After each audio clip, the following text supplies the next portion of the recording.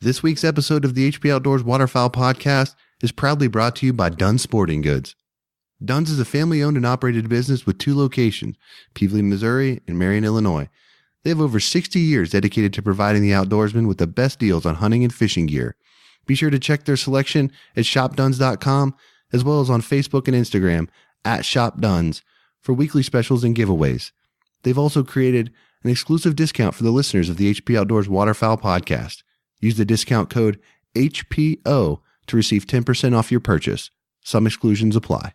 You are listening to the HP Outdoors Waterfowl Podcast, episode 76.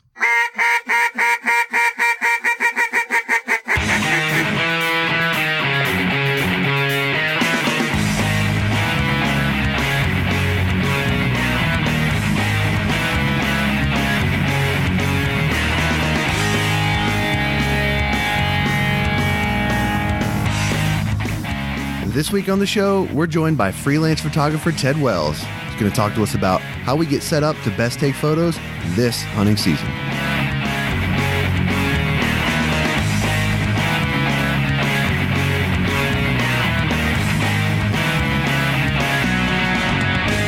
All right, welcome to the 76th episode of the HP Outdoors Waterfowl Podcast.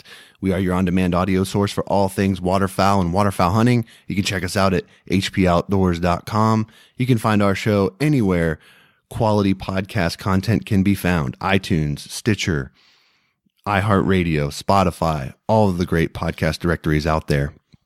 Supporting this show is 737 Duck Calls, original design, American craftsmanship, precision tune, superior sound, and unparalleled service, as well as Big Al Silhouette Decoys, quality silhouette decoys proudly made in the USA. Thank you to those companies, and please support the companies that support us. And by us, of course, I mean my co-host Dan Harushka. Dan, what's up, dude? Not much. I feel like we're crushing some episodes out here, and it feels good. It feels good talking to you, and I'm excited for tonight's conversation. Yeah, it is Tuesday, March 27th. We've got a challenging schedule personally, between us the next couple of weeks. So we're going to be pounding out the episodes. And I think this episode is one that you and I will both definitely be getting into because we both are big fans of photography. And tonight we are joined by a very, very good one, Ted Wells, freelance photographer. Ted, how's it going, man? Good. How are you guys? Doing great. Appreciate you giving us the time. Good. And, we are super excited to get into this topic because more than ever, we get questions about people wanting to get either more active with the camera that they have or get a camera that allows them to get out and capture great images of their hunting experience and their kids and their dogs and all that kind of good stuff. So we're gonna dive into that a little bit and sort of help people listening simplify the obstacles of getting into the photography game. Just make it as simple as we can and hopefully give some direction to some folks out there that may be on the fence and kind of wondering what they need to do and how they need to go. So before we get too far into it though, Ted, why don't you tell us a little bit about yourself, your background with the camera, and kind of how you got into the position to where you're doing it professionally now as a freelance guy? Yeah, so I had a pretty non-traditional approach to this whole thing. So I actually, I have a master's degree in sports medicine, and right out of school, I took a job locally in Billings, Montana, and it was a really high-end job at the time for me. I was, running all the sports medicine operations at a college, and, at 23 years old, that was a pretty crazy job to take right out of school. And that was my thing. I was always into sports. My dad was a college football coach my entire life. I played college football for him when I was in my undergrad, and I thought that was kind of my calling, and I had a great relationship with my athletic trainer when I was playing ball, and that's what I wanted to do. I wanted to help athletes and recover them from injury and get them back on the field, and create relationships with these young athletes, and that was me. So I went and got this master's degree, and in that time, I've always hunted waterfowl since I was 12. I shot my first goose in central North Dakota when I was 12 years old, and then right before my senior year of high school, I moved back to Montana and kind of stayed. I've been in Montana ever since, And, my waterfowl hunting kind of, I don't know if you call it a career, but my waterfowl hunting passion continued.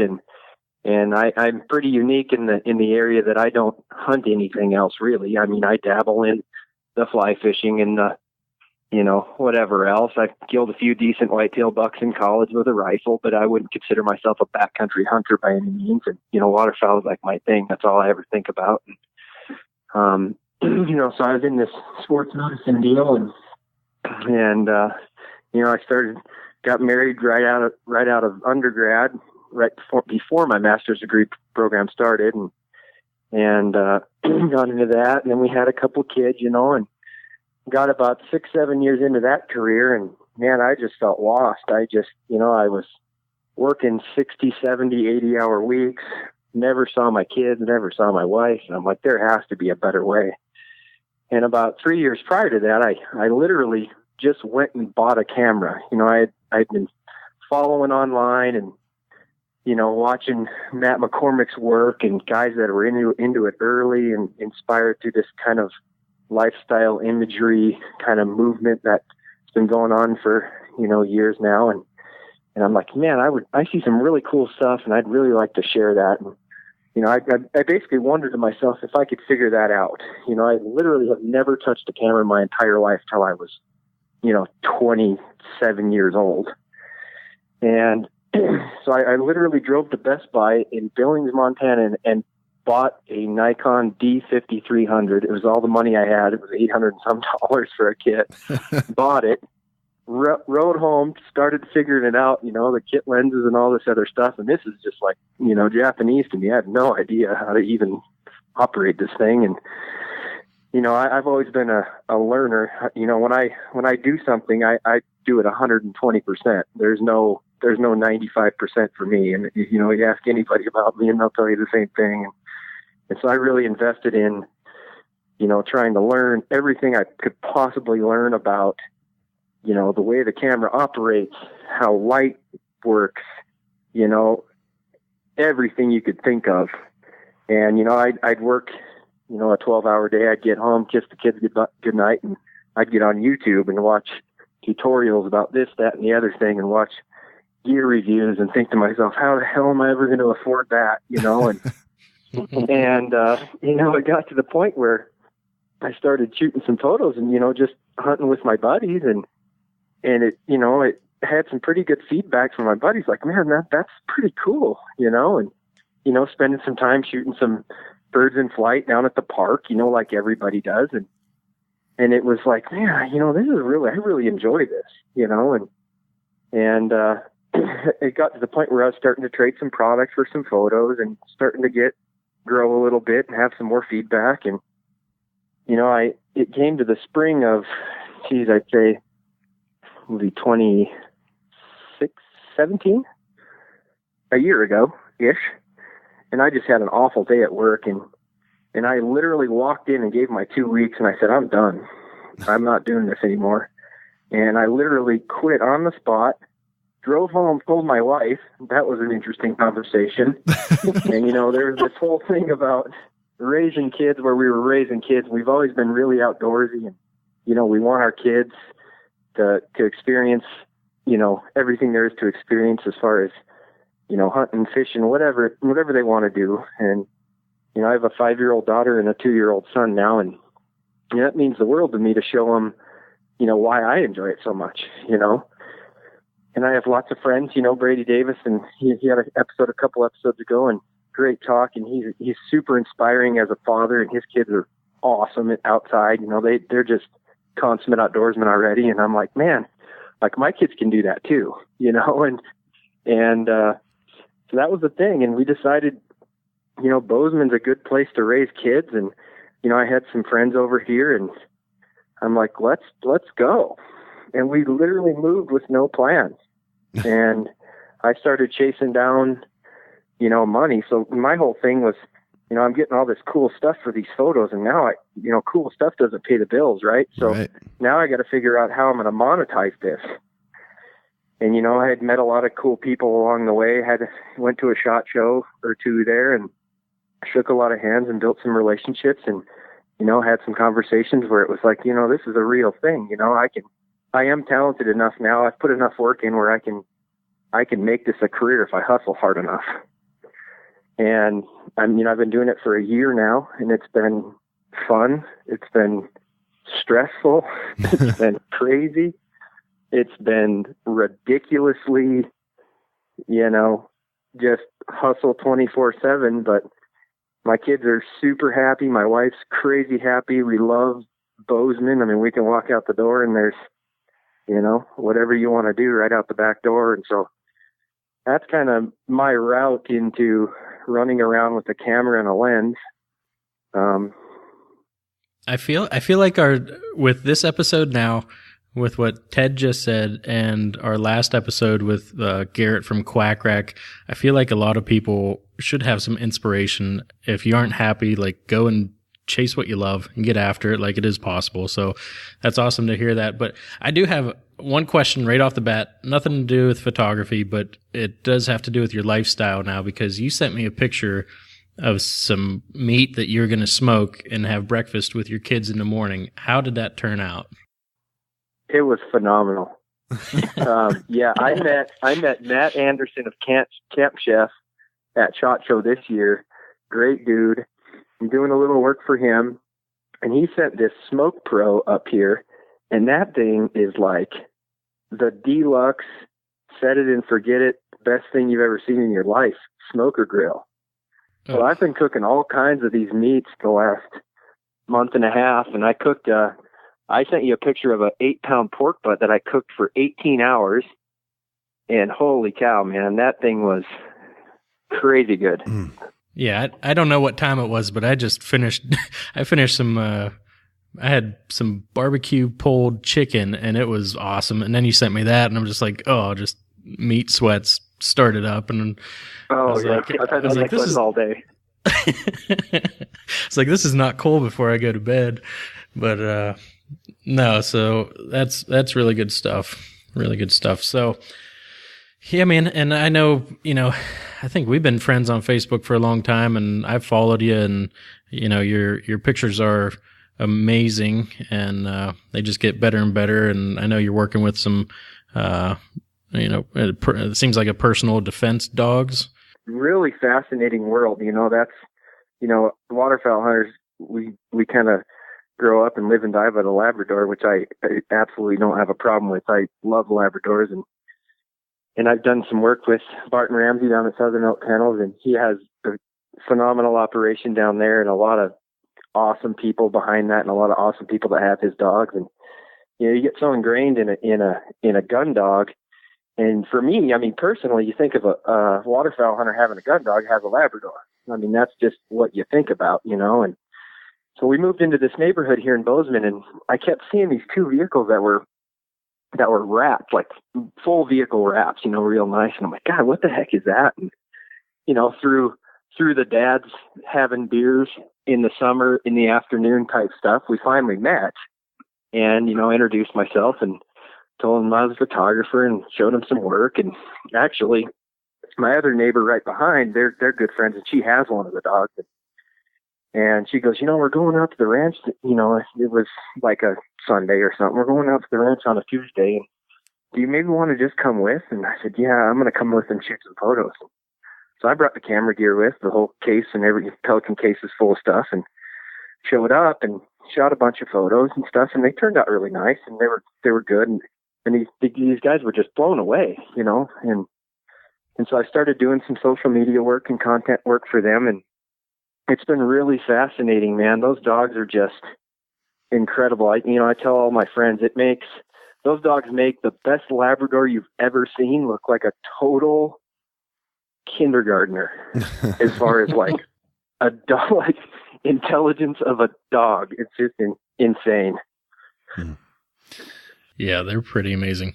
Yeah, my wife grew up with two German shepherds that were like Schutzen trained or whatever. They spoke German to him and the whole deal. And I just, when my wife and I met, dogs were older, but they were just incredibly smart. And I was like, man, they can retain, it's like, it was just incredible how smart they are. And it was something that was pretty cool to see in person. But So I want to kind of transition this a little bit in the sense that one of the biggest questions we get is, hey, I'm thinking about starting to take photos. What do I get? I have a budget. It's not, I can't break the bank, that kind of thing. And I think most people's ultimate goal is they just want to capture quality pictures of their experience in the field, whether that be their lab's first retrieve, their kid's first duck, beautiful sunrise, beautiful sunset, things of that nature. You mentioned you went out, hit the Best Buy, bought the Nikon D5300. Before we get into, too much further, talk to us a little bit about that experience and knowing what you know now. So having the benefit of some experience in that learning curve and all the research already behind you, was the D5300, maybe not specifically that camera, but is that type of camera a good starter camera? Why or why not? And if you were getting back into it today, knowing what you know, maybe what kind of direction would you go as far as what should somebody look for that's going to be a quality setup and not necessarily break the bank? And you don't have to name like particular cameras if you don't want to, but maybe just some qualities that people should kind of look for when they're going through that shopping process and they're evaluating kind of where they might go. And can I say one thing before you answer that?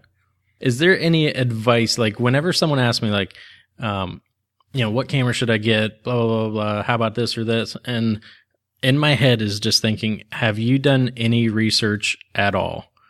And not like in a mean way, but like just, do you know what this means? Do you know what that means? And like you said, you went and bought a camera, and the first thing you did, you go and get on YouTube and learn about it. And I think if people would take that step and learn about what a camera actually does, the controls and stuff like that, and that part of it, I say, go and check these out and then ask me what I think about it. And that's before we start talking about different models and stuff like that. But anyway, just any advice that you'd have before they approach you, because I know that you get blasted on social media for what to buy. Sure. Yeah, firstly, anything you could possibly dream of wanting to learn about in your entire life, in any facet of your life, is definitely on Google. Like, the most in-depth explanations of anything you think about is on the internet. I'm a huge researcher. I love reading reviews and why people love things and why people don't love things, and why something works for this person but it may not work for this person. And that's kind of, we're blessed with a lot of different people in this world, and I think there's a lot of things you can learn from everybody as far as that goes. But I did a lot of research. I knew I couldn't spend a lot of money right out of the gate because I didn't even tell my wife I did it. So that was my first hurdle, is taking it home. So I knew I wanted to get into not the bottom of the barrel. And when I say bottom of the barrel, I don't mean junk, but not like the super, super entry level, not professional. There's three different levels you can split camera gear up into. There's the entry level kit stuff, there's prosumer, and then there's the pro stuff, right? So I think anybody trying to get into, a gear investment, because it is an investment. None of this stuff is cheap, whether it's the cheapest stuff is still not cheap, right? You're still into it $500, right, at a minimum to even get into a DSLR, right? And $500, that's a lot of money, and for anybody. But I think starting at that prosumer level, the 7000 series from Nikon, or like, I don't even know anything about Canon stuff, but would be like your 70D, 80D, that kind of area. I think buying a body only is a great place to start, knowing what I know now and saving you money in the long run. Buy a body only in that prosumer, crop line, and then buying like a off-brand 70 to 200 2.8. I think you can shoot anything in the waterfowl space as far as hunting lifestyle, action stuff with gun dogs, birds in flight, whatever it may be. You can shoot all of that with a 70 to 200 2.8, and you can get into a good one for $1,000. Now, $1,000 seems like a lot, but you can literally have that lens forever. I mean, there's no upgrading at that point unless you want to upgrade within that kind of realm of lens. Yeah, and I should probably say something here too. You know, if you just want to take quality photos of, you know, a pile of birds or something like that, you know, you could absolutely do that with an iPhone these days and things like that. Sure. You know, I think the important distinction to make, because I know some people right now in their mind are thinking $1,000, oh, in a $500 body, like holy cow, you know, like that they're you know, right. But I think the thing to keep in mind here is we're talking about people that want to not only take quality pictures, but want to kind of push the envelope a little bit of what you can capture, and you have some aspirations to put that that emotion in that feel, in that, you know, that lifestyle. You know, whatever you want to call it, but you know, you don't want to just take a picture. That's kind of the thing. You want to tell a story, and that's right. Kind of where we're jumping on the train with this. If you just want to take pictures, your iPhone or your point and shoot camera can do that. I think the iPhone and you know, the phone cameras have basically done away with point and shoots for the most part. So you can do that, but you know, the camera offerings have changed a lot. You know, like Canon, for example, offers a point and shoot style camera. It's like the G7X Mark II, I think, and it will shoot raw photos if that's something, you know, so you can do a lot with those cameras. But I agree with you that the 7000 series in Nikon is incredibly capable, as with the, you know, the Canon cameras that were mentioned, and even some of the T Reb, you know, the T6Is or what, I don't know all the Canon stuff. I haven't kept up with them, but basically something in that range will be more than sufficient. So I think, to your point, don't get wrapped up as much about the camera itself. The body is only a very, very small piece of the puzzle here. You know, like you've mentioned, the glass is going to be infinitely more important that you put on the end of that camera. So, absolutely. I think that was one of the takeaways that I always wanted to reinforce. What you're saying there is, you know, you can spend, if you spend, I don't care, even if you buy a pro level camera, let's say you spend $3,000 on a body or something like that, and you put $100 or, you know, or a $400 kit lens on the front of it, you're doing yourself a disservice. Absolutely. The sensors inside the camera vary a little bit. The lenses that you put on the outside of your camera vary a lot. So, you know, that will allow you greater flexibility and greater capacity to capture better images by utilizing a better lens versus worrying, well, the body's got all of these things that, like, I may never use anyway, but I need to, you know, have this feature because I read a review that said it's important, kind of thing. So. Yep. Yeah, I totally agree. And I learned that, you know, I won't say the hard way, but I've had a long evolution in gear in the last 3 years. And I started with the 5300 regular kit with I think it's 18 to 140 kit lens, which is still a good lens. I think it's like $500 you can buy that lens for. It was a pretty good kit. And then from there I went up to the 7100, and then I went to a 750 and used the 7100 as a backup. So that was my first jump to a full frame. Yeah, I was and the say. D750 is still one of my favorite cameras. Yeah. Yep. I mean, it's crazy good image quality. The Wi-Fi transferability of imagery, you can transfer full raw images one at a time right out of the camera, which is phenomenal with Lightroom Mobile. I mean, it's just super seamless way to dump a photo really fast if you want to use it on social on your way home from a hunt or whatever it may be. And then, you know, after that, it was now I need more speed, right? So I jumped into a D500 and, you know, kind of evolved to a D4S, and now I shoot a D5 primarily. And that's only because, you know, the thing is just built like a tank, crazy good autofocus, super fast, sensors insane. But it just, I mean, you can literally dip that thing in a mud puddle and not have to worry about it. Yep. And as a waterfowler, I mean, that's a big deal. We really don't care about weight, but it has to be semi-resilient to weather, which is a big deal. And, you know, then you evolve the glass on top of that, and, you know, that's another conversation. It's like, man, where does this whole thing come to an end? I mean, I feel like even where I'm at now and the kid I have now, it's like, man, there's so many cool things I want.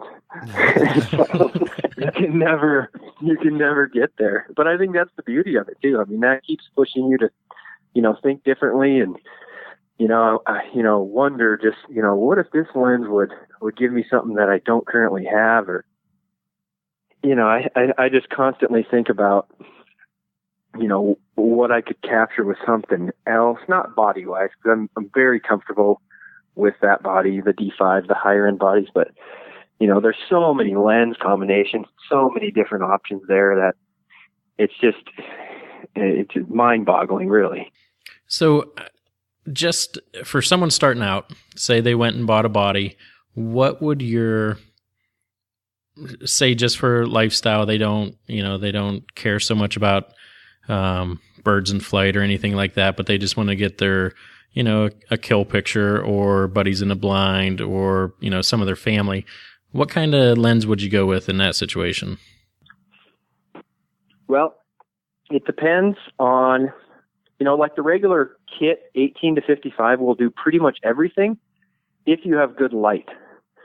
Where you really differentiate your imagery and your image quality is when there's low light or you're trying to capture, something where the light's not ideal, right? And that's where like your, 14 to 24, 15 to 32, 8, like your pro, like your $1,200 family of lenses are really, that's where they really shine, is in your super early morning setups and things like that. But if you have good sunlight and you're trying to do stuff in the blind and you're trying to do trophy photos or whatever it may be, really any lens is fine.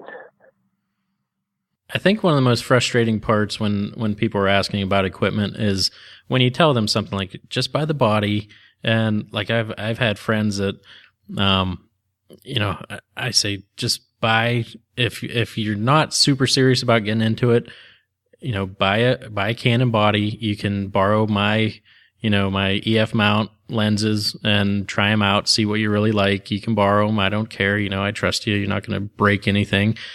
And then either they go with Nikon or they buy the kit. And it's really frustrating when they say that they want to, really get into photography.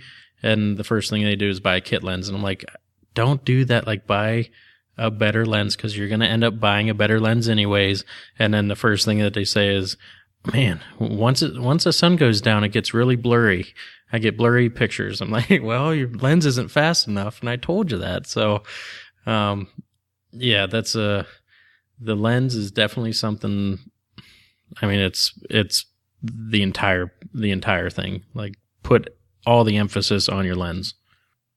Yep, I totally agree. Waterfowl lifestyle imagery is a low light game, and it's who can make the sharpest image in less than ideal light.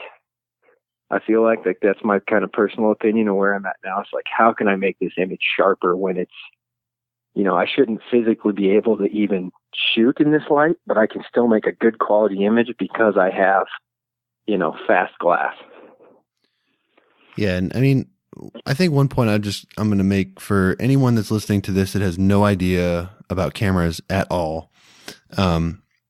If you were going to spend money on a camera, you have to do the research on how to use it. And, it's not easy. I mean, as Ted said, there's a million things out there that you can stumble through as far as information, but you're literally doing yourself a disservice if you buy a camera that has features and functions that you have no idea what they are, let alone how to use. So I would say, just to kind of reiterate Dan's point, like, prepare yourself to kind of invest some time with this. None of this discussion would be, it's all for naught if you're just going to throw it on auto and mash the shutter. I mean, that's not kind of what we're talking about here. But for anyone who's looking to buy their first lens, one thing that I just want to point out, and Ted mentioned it when he went through the different cameras that he's evolved through, and he mentioned, crop sensor versus full frame. And, the big difference there is that a crop sensor is going to have a smaller size frame. So you're going to get a perceived magnification through the lens. So what that means is if you buy a 70 to 200 lens, it says 70 to 200 millimeters on the lens, but you're actually going to get a perceived depth of a distance of more than that, because that's the full frame equivalent. So yeah, this will be a 105 to 300 f4. Right. So if you're buying a Canon lens, it's 1.6 crop.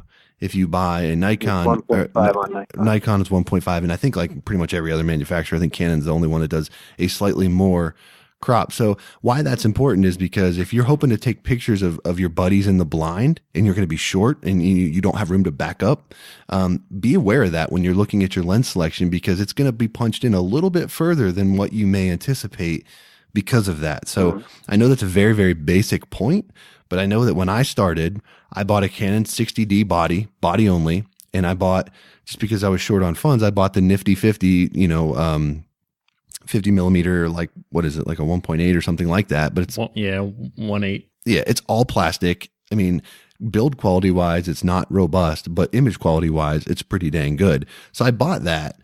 And when I was taking pictures of like my kid and stuff around the house, it was so hard to not, to get everything in there, because it was that crop factor that was hindering me. So, depending on what you're trying to do, you just have to be aware of that kind of thing. And if you don't do any of the research to educate yourself about that, and being honest, that's a very, very basic concept that I just introduced right there. But if you don't know what that means, I would caution you to research a little further, because you're going to inevitably buy a body, buy a lens, put it on there, and you're going to be unhappy with what you can do with it. And it's the only issue there is that you didn't know what you were buying beforehand. So again, it gets into that education piece and being aware of sort of what you're getting into before you put your money into it, if that makes sense.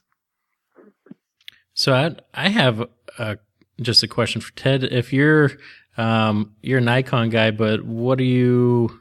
Josh is was a Fuji and now is going to be a Sony guy. So you get questions on, going with Sony or something of that sort, and kind of where pros, cons versus that. Yeah. I mean, I think Sony has evolved, and there's so many people switching to Sony. It's just an incredible kind of revolution right now. And the way I see it personally is it's a big, it's a weight savings game for a lot of people. I've touched, I think Brady Davis has a Sony A7R2, and I think I took about 4 photos on it one time, and I was holding it. I felt like I was holding, it was so tiny I couldn't even wrap my head around this thing, and I'm like, I'm going to break this thing. And, I'm so used to shooting these big bodies, and but the images that come out of them are just crazy, and I think it comes down to just, evaluating what you feel like you need to do with a camera. If a really lightweight, rig is important to you, and you're going to be hiking with this thing, or you're going to be, packing it in, flying all over the world, or whatever you may be doing, and that's important, then by all means, I think it's fantastic. But, for me, it's I've never had that conversation with myself. Like, I've never thought in my mind, I'm going to switch to Sony because of this. I guess I haven't educated myself enough on that kind of mirrorless game yet. And I think the whole industry is kind of going that way. I think in the next couple of years, you'll see, a Canon and a Nikon mirrorless offering. And I don't know. I mean, I guess it's hard for me I have zero experience, so it's hard for me to comment on that. But I think Josh, didn't you say Canon's coming out with one this year or next year? Canon and Nikon are both coming out with full frame mirrorless offerings this year, I believe, and some reports would have you believe that Canon's already got some out being tested by select people, but they're behind in Sony in the mirrorless game. But I actually wanted to get Ted's opinion on something, because I know you said you're not super educated on mirrorless stuff per se, but one of the biggest features that I thought would be beneficial to someone looking to get into to photography and to get started with the mirrorless systems is, one big difference between mirrorless and DSLR is going to be the way that the viewfinder is seen by the photographer. So with an optical viewfinder, which is what DSLR cameras have, you see, when you put your eye up to the eyepiece, you see through the lens what it looks like, at the time. So if it's dark outside, you're going to see a darker image through the eyepiece, etc. If you're using a mirrorless camera, they've got an electronic viewfinder. So what that is basically a mini TV screen inside the viewfinder. And what you're seeing is actually what the camera is interpreting the image to look like. So if it's really bright outside and you've got, your aperture really closed off and a really fast shutter speed, the image is going to be darker. So I've always been of the opinion that would, help the learning curve of someone, because you're actually seeing in the camera what the camera's interpreting versus kind of taking, unless you're reading histograms and things like that, you're basically guessing until you get comfortable with shutter speeds and apertures and things with a DSLR camera. You take the picture, you look at the back of the screen, you say, that one's a little bit underexposed, make an adjustment, try again. Yep. Where the optical viewfinder gives you the ability to make the adjustments and watch it change in the viewfinder, so you know exactly kind of where you're at and what the camera, and when you hit that shutter button, it's going to capture what you're looking at. Yeah, and I don't know if Nikon does that, but if you're on live view on a Canon, you can adjust that way, but you have to hold it back. It's not in your actual viewfinder. Yeah, that's what I was just going to say. So on, if you really want to educate yourself on the effects of aperture, and it's only with aperture, you can switch it over to live view. And, something like this wouldn't work if you're photographing, a bird in flight or whatever it may be. But, if you're purely learning on, the effects of, a function of the camera, you can switch it to live view and run your aperture up or down, and it will actually show you an adjustment on your live view screen. So, but it's not, will it also show you like the impact if you increase or decrease your shutter speed and your ISO and things like that? Nope. Or is it's just aperture? Just aperture. Yeah, I think it's the same on Canon too. So that's a definitely, if you're learning, that's a good little tip there. Good, nice to have. Let me ask you this, Ted. And again, we've, Dan and I have been playing with cameras for, I think we had a photography episode way back. I think it was like our second episode that we did, which was, 4.5 years ago now. So maybe a little over that. Him and I kind of started with cameras, and I think actually Dan getting into it kind of got me into it. So I can blame him for all the money that I've dumped into that. But you're welcome. I'm curious as to what your interpretation is of some of the most common mistakes that people make when they're getting started, and maybe it's more practical to ask you, what mistakes did you make when you had that 5300 and you're researching it, and then you get out in the field and you're trying to apply these things that you learn, and maybe not being happy with the images that you're getting, or sort of what were some of the pitfalls that you sort of ran into as you got started and trying to navigate your way through all this? Yeah, I think overthinking it is a big deal. You're holding a computer basically in your hand. Like, let the thing work for you. Mm.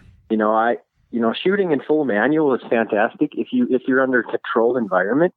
But I shoot in aperture priority mode a lot of the time, just because if a cloud runs in front of the sun, if you turn your back to the sun, if you're shooting into a shadow or whatever it may be, and you don't have time to adjust for that, you're gonna miss it. Right. So I think, firstly, letting the camera work for you, I think, is a big thing. And then editing is another thing. Like, a lot of people, I think, get out there and shoot, whatever it may be, and then, put their SD card into their computer and run it in iPhoto or whatever it is, and then just, go with it. But, there's a lot of magic that can happen in Lightroom. Yep. In 3 or 4 minutes on a photo. And, that's the other side of photography. That's a whole nother conversation is, a lot of photos can look exactly the same, but if one person that's really educated in post-processing edits a photo and, person B is not, it's a completely different thing. Mm-hmm.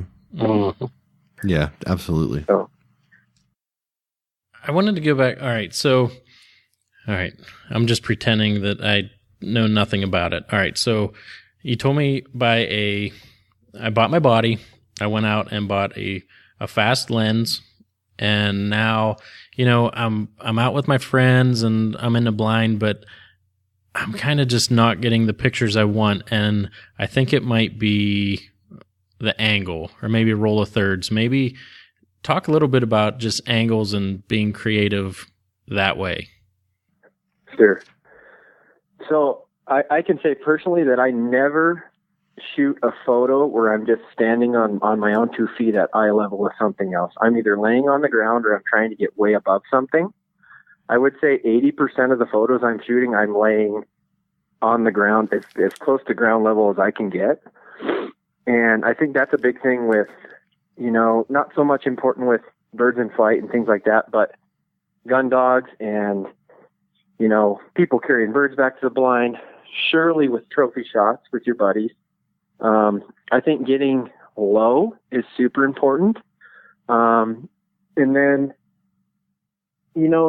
it's hard to, with the drones and stuff now too, it's hard to even bring the DSLR elevated photos into the conversation. But, if you find a unique place that, you can get up above,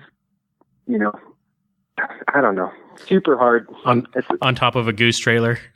You've got a couple photos. A lot of time on top of a goose trailer, for sure.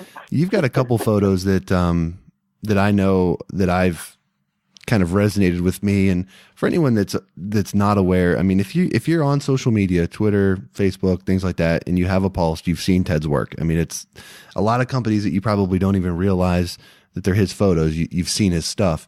But one of the photos for me that really kind of resonates, and I've seen you do a lot of stuff, particularly with mallards and fence posts and things, but there's 2 pictures that I remember. One was, and I saw it on your page, so I'm assuming you took it, but it might have been one of the guys you hunted with that snapped. I can't remember specifically, but there was a whole wad of mallards that you had harvested, and then someone took a picture directly underneath them, like looking up at them. And it was the first time that I'd seen that angle. And it's amazing how it works, right?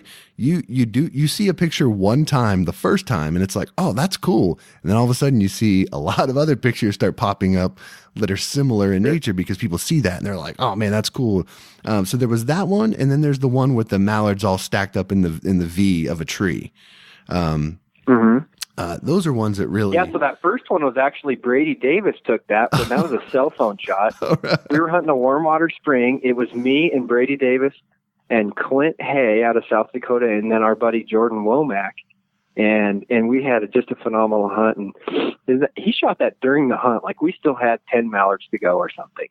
And he climbs underneath there and shoots that photo. And yeah, like, I've seen it a million times. Like, even with turkeys now, people are shooting it like that, And then the other one, that was a really unique shot. There was this kind of crook in the tree, and I stacked it up and shot him from the front and shot him from the back and shot him from the top and shot him from every way I could. Yeah. And, that is actually one of my most favorite photos ever. Yeah. And I think, the thing to kind of your point that you were talking about to Dan's question, it's one of those things where a lot of times my best photos that I capture it's not like I set it up in the field and I'm like, all right, I'm going to have these here and I'm going to put this here and I'm going to like adjust this setting just right. And I'm going to like lay here kind of like half on my side with my leg in the air. And like, it's none of that. It's just like, hey, this looks kind of cool. Like, let me see if I can capture this as many different ways as possible. And then as you're leafing through, in Lightroom or whatever, it's like, you see that one, you're like, oh man, that's sweet. It's like, so I think, so I think, it's all about just trying to be creative and trying to think about a different way to capture images. And I think one of the pitfalls that a lot of people find is that, like you just said, you see a cool picture online the way someone else did it and you try to replicate that, and instead of trying to replicate, just let that influence you, right? Like, let that get you thinking different, but don't try to be, don't try to do the same thing everybody else is doing. And I feel like, you guys out there, the way you guys approach it in the field and stuff, the creativity and stuff is just unmatched, because you guys just really get outside the box with some of your approaches, which is super cool. I've been inspired, obviously, by people before me. I mean, this is certainly not me inventing the wheel. My first, my inspiration really to get into all this was Matt McCormick. I mean, he was like the dude, for a lot of years and still is. And, I'm blessed to have a lot of good friends and a lot of good mentors, and, time's a big deal, to go play and come up with new things. And, I'm just super thankful for that. I think I said it before with like videography. Like, I think some of the best videos that I enjoy are ones that you can actually like use other senses and feel like you're there. Like, I can watch a video and I can like smell the swamp, or I can just feel the wind, like something like that. And it's the same with photography. Like, these lifestyle photos, whether it be, like that, the mallards in that tree, like you can feel the bark on that tree. And then you can envision yourself being there, or, some of your dog shots, you can imagine like getting splashed or actually hearing those dogs like hit the water. And I think if you can approach it like that as a photographer, is like not just a dog sitting there and getting a picture from above it, but making the viewer feel something, or be able to, use different senses when they see your picture. If you can accomplish that, which you do very well, I think that's when you start getting those pictures of like a wow factor. So yeah, you're definitely crushing it. And the mallards stacked in a tree has been duplicated many times, and that's just one of a kind shot there. Yeah, I appreciate that. And making people feel it is hard to do. I mean, if it was easy, there'd be a lot of people doing it. It's just not that easy to do.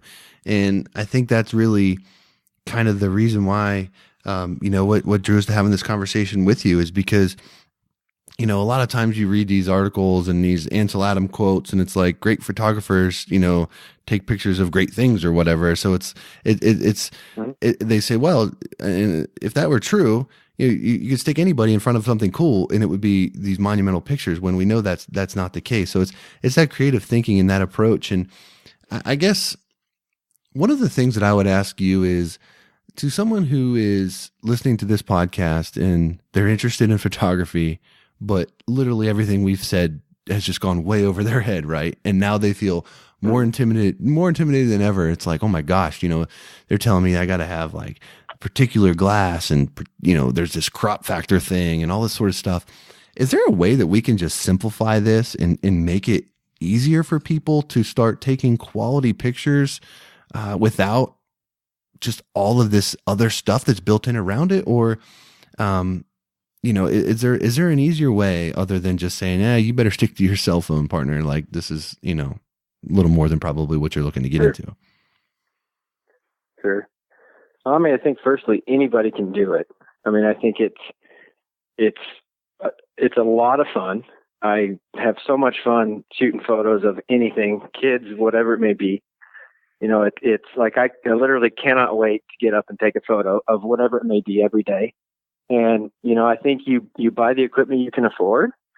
And if it evolves from there, great. If it doesn't, then become as proficient as you can through research with the equipment you have. I think, anything can be captured with any equipment. It's a personal preference and a goal thing. I don't know how to word that, but, I think that's a super hard conversation. But, I think trying is step one, right? Yep. I mean, if you don't try, you're never going to do it. And B is educating yourself. I mean, there's so many different options, and there's so many different people to follow and research, resources and tutorials, and I mean, podcasts, and like the information flow for somebody right now getting into anything is crazy. Right. I mean, I can Google how to become a professional sushi chef and probably get pretty damn good at it. Yeah. Right? I mean, that's just how it is now. And I love sushi, but I would never dream of making it, but I could if I wanted to. So I think using the resources that are available and being inspired by other people and shaking hands and having experiences with friends or other people that are passionate about the same thing as you or have the same goals as you, and just enjoying it all and enjoying like the ride and the evolution, I think is more important than anything. Yeah, and I have two little points to add to that. I think one would be, once you get a camera and that, don't get discouraged. Like, you're going to read stuff. If you post pictures, you're going to read stuff like, oh, someone got a new camera, and everyone can, you see it all the time. Oh, anyone thinks that they can pick up a DSLR and now they're a professional photographer. So like, that is one thing to just not even listen to. Like, if it's something you enjoy, keep doing it. And I don't think there's experience. Like you said, you get excited to wake up, go out and take pictures. Like, whenever you have that camera, just take pictures and see how they come out, and see how, start adjusting your settings until you get what you want. And then on top of that, when you do get those photos, that's when you really start asking questions to people that know what they're doing. And it's not, I'm not saying don't ask like what camera to buy, even though we get a lot of those questions and I know you get flooded with them. But once you start taking those pictures and you want to start editing, or you want to know how to get, better lighting or something like that, that's when you ask someone really that knows what they're doing. And that's when you're going to go to the next level with your pictures, because you're going to know, you should have the sun on the other side of the subject, or, whatever it may be, instead of, the I guess lower level questions. But get out there and get the experience, learn your camera, change the settings, see what it does, and that you might find your style. You might find what really gets you grooving a little bit, I guess, Yeah. Yeah, I think developing a style is super important. I can look at, now being engulfed in it, I can look at a photo and dang near tell you who took it, if it's on Instagram. Yep. But I think developing your own unique style of shooting and editing, I think is really important in the market today. There's so many photographers and so many damn talented ones. I don't think I'm better than anybody else. I shoot the way I shoot, and I edit the way I edit, and I post it, and that's what I do, and I enjoy it. And I've been successful. But it doesn't mean I'm, satisfied or have stopped learning or have stopped trying to get better. I think it's, everybody can still evolve to a certain extent, whether it's equipment, the way you shoot, your editing techniques, whatever it may be. I think if you get satisfied or you stop learning, that's when your work may, stop evolving, I guess. Yeah, I think that all is incredibly important. And I think that, the biggest hurdle for people is just, the fear of, not knowing. And like, what I would say, I would tell anybody right now, whether you have a camera or not, whether you go purchase one or not, whatever, we are not in the days where you buy a roll of 24 frames of film and you've got you got 24 frames and you got to take it to the store to get developed and stuff. You Right. pop a SD card in there and you could burn hundreds of photos off there, and it doesn't matter if none of them come out. You hit the delete button and you start again.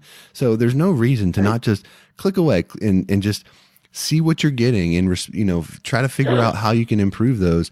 And, a tip that I think that we did actually get, if I remember back to the very first, the second episode we did, the photography one before, if I didn't know anything about cameras or anything else, I would go out and I would take my camera and I'd put it on auto and I'd take a picture and I would see what the camera thinks that the best settings are.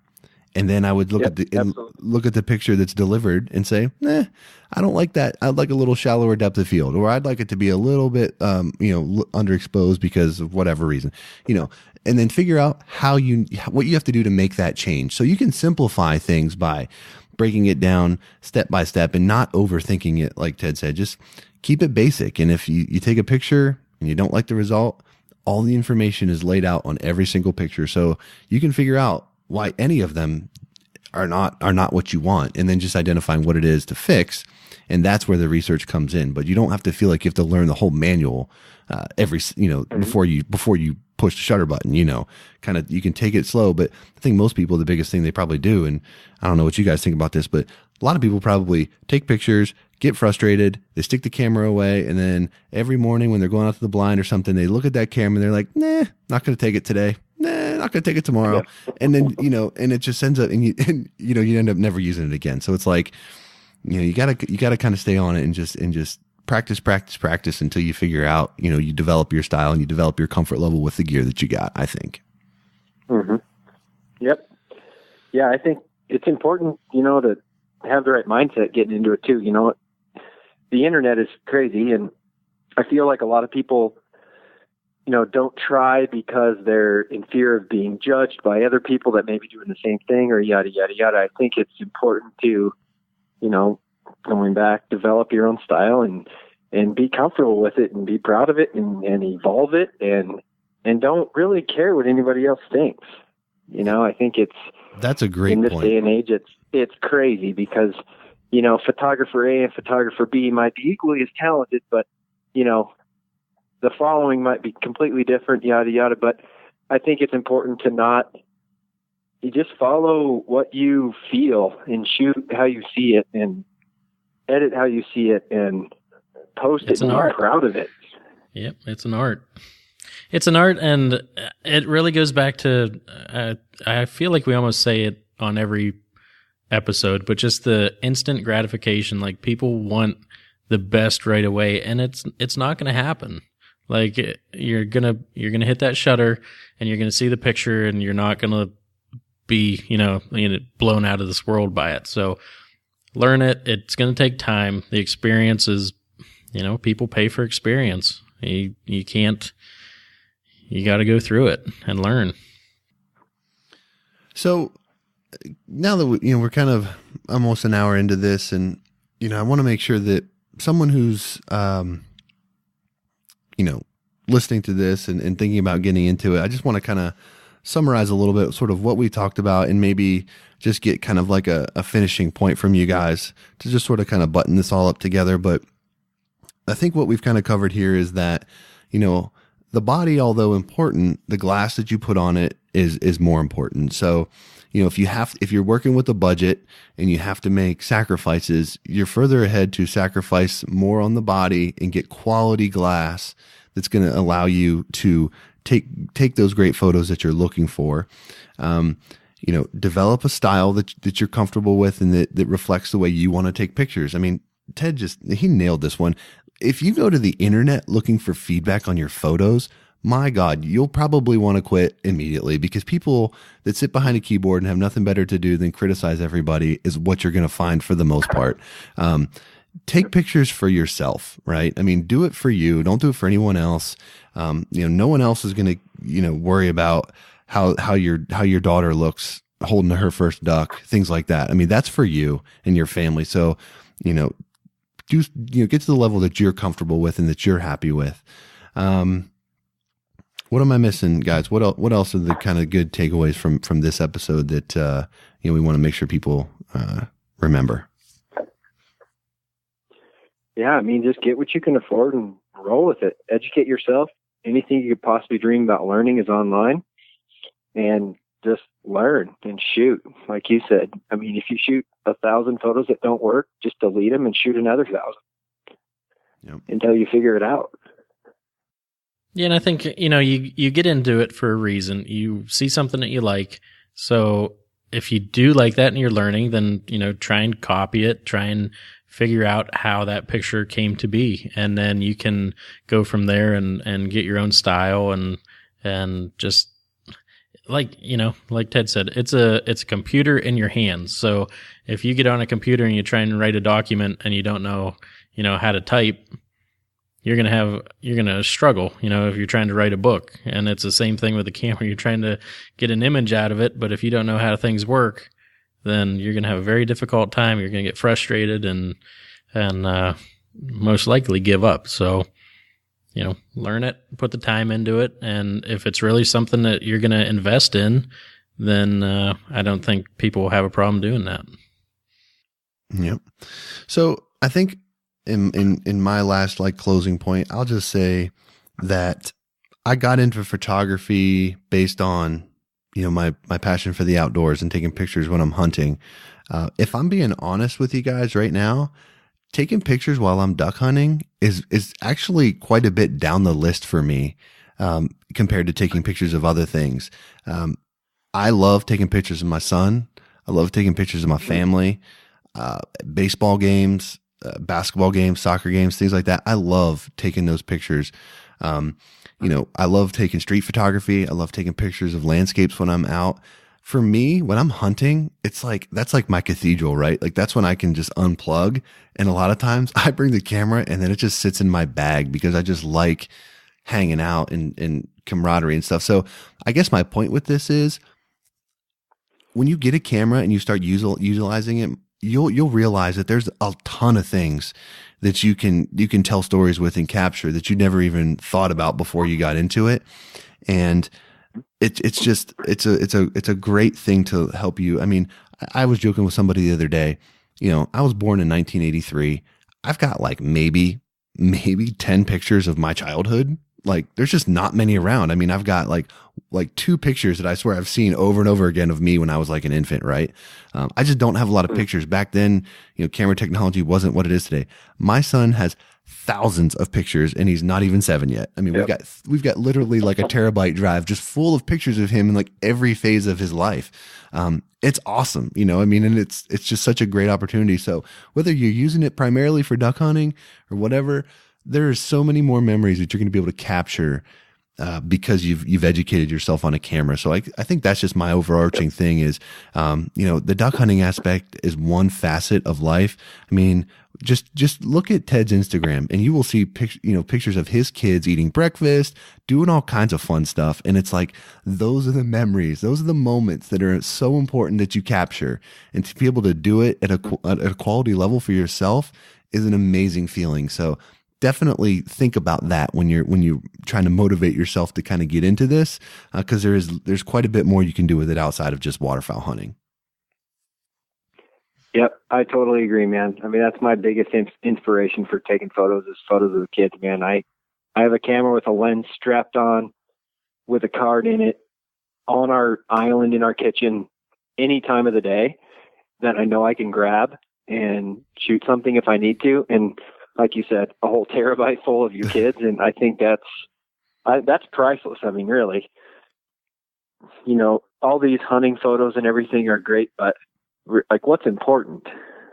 Yep. Like if you didn't have duck hunting anymore, that would suck, but it's not that big a deal. But if you didn't have your kids anymore, all these memories, like what's life all about? Right.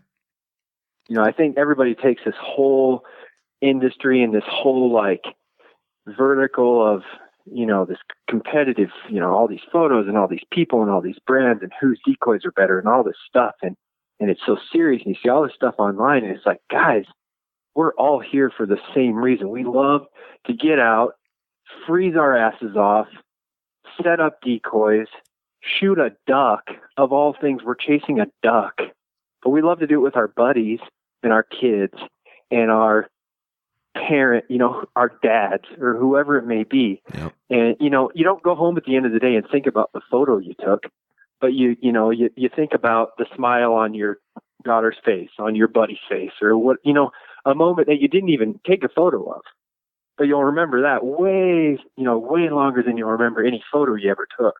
Yep. So I think like bringing it down to like this whole, crazy world of content and brands and all these crazy things that we deal with now and the internet, and like remove that and like what's really important and think about that. And that's really what I've done in the last, and really not that long. I used to love to kill birds and big piles and, that's a thing, like that's an evolution of a duck hunter, right? Mm-hmm. Like some people think it's really important to shoot, full limits of only greens, and you're paying $20 if you shoot a hand, and you're crazy if you shoot a shoveler or whatever it is. Right. And it's like, guys, does this even matter? No, it doesn't. I just want to point out how negative the internet is. I think we just put up a poll on our Instagram of if you want another giveaway. And, we're giving away stuff quite often, either through the show or our listeners group or Instagram. We're starting a little more, but there's like 200 people that say yes, they want it. And then there's almost double digits that say no. like just because, and it's like, why, like, just go away. Like, we don't need people like you. Like, it just gets old. It gets annoying. And especially, I don't know, with everything else, everyone's an expert, and it just gets old. Well, boys, I think we've pretty much covered, for those out there that are looking to get into it, we've given you some tips, some things to look for, kind of, hopefully help you get over that hurdle of entry. And I mean, I think the ultimate takeaway here is just do it, just go after it, get the gear you can afford, and go from there. If you're not in the HP Outdoors Waterfowl Podcast listeners group, request permission to get in there and we'll add you. Myself, Ted, Dan, we're all in there. Lots of people in there that are good photographers as well. If you got questions, shoot them up there. We can all learn from questions that everybody asks. It's one thing that I love about our group is even the simple questions, or at least would appear to be simple at face value. When you get guys weighing in all over the country, I'm always like, man, I never even thought about that. Like I've hunted that situation a million times and never once did it cross my mind to approach it from that perspective. So the same can be for photography, and everybody understands that there's a learning curve that goes with that. So there's no dumb questions or anything like that. So if you're not in yet, head over there, get in, and we'll help you get squared away. Anything else you guys had that you wanted to add here before we put a bow on this episode? I don't know. I mean, I appreciate you guys having me on. I'd say if there's one thing I can say, just go for it, man. Yep. I mean, just go. Instagram, T Wells Image, Facebook, Ted Wells, but that's full of kids. So if you want to follow along on the kids' adventures, follow along. But Instagram's where I put all the hunting stuff, and then on the stories, I put a bunch of kids stuff. Yeah, I do. Anything on the Instagram, I mean, any files available, whatever you guys are interested in, reach out, and yeah, I'm wide open. There you go. Cool. All right. Well, Ted, we appreciate your time, and we're going to go ahead and put a bow on this episode. Great. Thanks, guys. All right, that's going to do it for episode 76. Appreciate Ted giving us some time talking about photography and hopefully helping you get started in the photography game. Again, we'd like to thank 737 Duck Calls, Big Al Silhouette Decoys, and this week's elite sponsor, Dunn's Sporting Goods. Make sure you use that HPO discount code next time you're shopping at Dunn's. If you haven't had a chance to go over to iTunes, we'd appreciate a 5-star rating and review. You can also catch all the past episodes there if you're looking to catch up. So we'll see you next week. For Dan, I'm Josh. Take care.